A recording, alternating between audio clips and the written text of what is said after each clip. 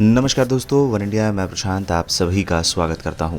भारत में लगातार बढ़ रहे कोरोना के मामले से अब सिर्फ देश में ही नहीं विदेशों में भी इसका भय देखा जा रहा है। इसका असर देश में चल रही आईपीएल में भी पड़ने लगा है। कई विदेशी खिलाड़ी, खासतौर पर ऑस्ट्रेलिया के खिलाड़ी वापस स्वदेश लौट चुके हैं और कई तैयारी कर रहे हैं। ऑस्ट्रेलिया की सरकार की तरफ से ताजा बयान के बाद अब और खलबली बढ़ गई है। पीएम मॉरिसन ने कहा है कि खिलाड़ियों को वापस आने के लिए खुद व्यवस्था करनी होगी। इस बीच टूर्नामेंट को बीच में ही छोड़कर अपने स्वदेश लौट चुके राजस्थान के तेज गेंदबाज एंड्रयू टाई ने वापस ऑस्ट्रेलिया लौट जाने के बाद एक बड़ा बयान दिया है। अब उन्होंने एक तरीके से हैरानी जताते हुए कहा है कि जब भारत में इतनी बड़ी कोरोना की लहर चल रही है, उस समय फ्रेंचाइजी क्रिकेट पर कोई इतने पैसे कैसे खर्च कर सकता है। हालांकि उन्होंने ये भी कहा कि अगर आईपीएल से कोरोना महामारी के कारण पीड़ित लोगों का तनाव कम हो रहा है और उम्मीद की कोई किरण दिख रही है तो इसे जारी रहना चाहिए। टाई ने आगे कहा, मैं हैरान हूं कि ये कंपनियां और फ्रेंचाइजी सरकार ऐसे समय में आईपीएल पर इतने पैसे कैसे खर्च कर रही हैं, जब देश में लोगों को अस्पताल नहीं मिल पा रहे हैं, ऑक्सीजन और बेड की इतनी भारी कमी है।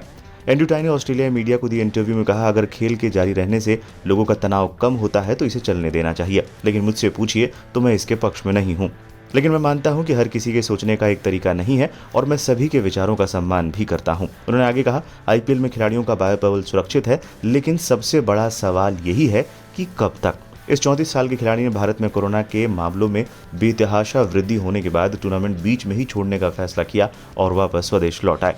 टाई ने इस सीजन रॉयल्स के लिए एक भी मैच नहीं खेला था और टीम ने उन्हें 1 करोड़ रुपए में अपने साथ खरीद कर टीम में जोड़ा था।